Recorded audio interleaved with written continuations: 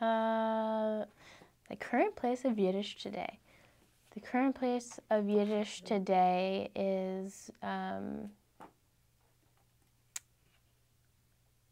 well, if I'm going to just be simple about it, is in academia, is in the Hasidic community, and is in the young community, small community of people, if you're comparing it to the Pew survey, which I just got into a conversation with someone about, and they were like, oh, like, young Jews don't care. And I was like, that's not true. Every young Jew that I know cares. And then my friend was with me, and she was like, yeah, but like, this isn't the rest of the Jewish youth, you know, in America.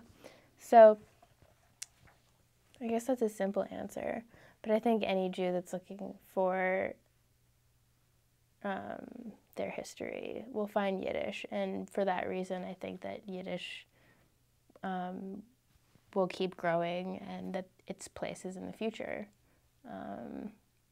And its places in new music that's being made, and in the Yiddish language, and young families are raising their kids speaking Yiddish, and, you know, there's plenty of it happening, so, in my opinion, if you look in the right places.